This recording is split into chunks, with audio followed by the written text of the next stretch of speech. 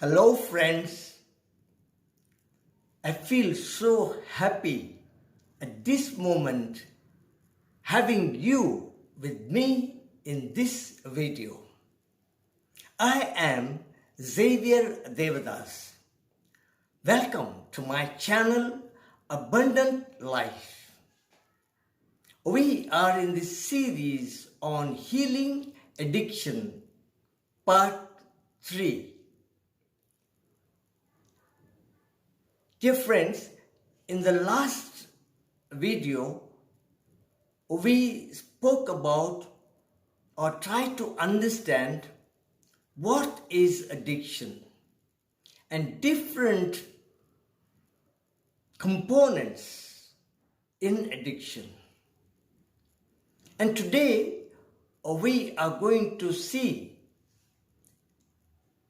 about two categories of addiction. Not types of addiction, but categories of addiction. The first one is the behavioral addiction. The first one is the behavioral addiction. When I say behavioral addiction, let us take one example. Suppose a person did not have a smartphone and then managed to get one. In the beginning, uses this smartphone to speak, to communicate, to learn, and feels good and moves on, discovers many things in this smartphone. Messages, videos, different things that really satisfy this person, and begins to engage more time with this phone, and in time gets hooked onto certain aspects, programs, messages, notifications, videos, or anything, and begins to use it often. And this becomes a behavior. And as time passes, this behavior becomes a compulsive behavior. When we say compulsive behavior, means a person who cannot say no to that craving, that need. In this example of the phone, even though the person is engaged into some serious activity of studying or cooking or taking care of the child or whatever, and the craving is for the phone, instantly would move and reach out to the phone. That is the compulsive behavior. Even when there is no need, would be using it. Often it would be the last thing before going to sleep, or sometimes even go to sleep with the phone in exhaustion, or middle of the night wake up for nature's call, and even at that time scroll through.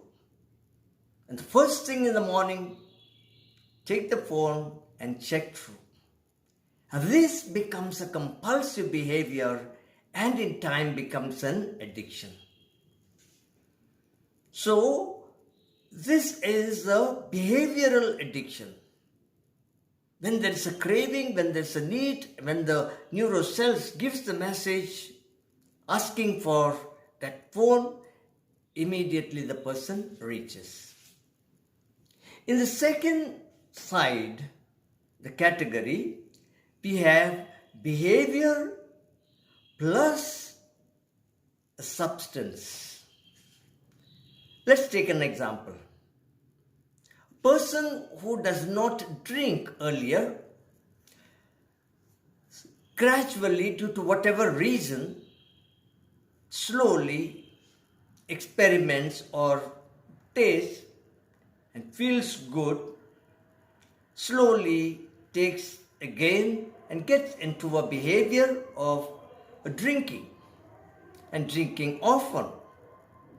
And this drinks gives a lot of pleasure and satisfaction to the brain, the neurocells.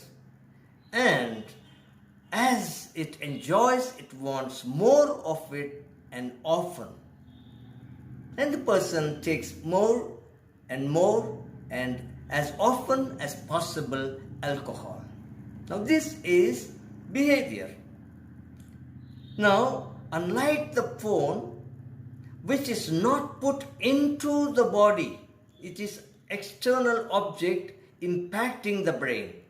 Here, behavior plus a substance. Here it is alcohol. The person drinks, it enters the bloodstream and reaches the brain and gives that pleasure, the happiness, satisfaction, feeling, a good feeling.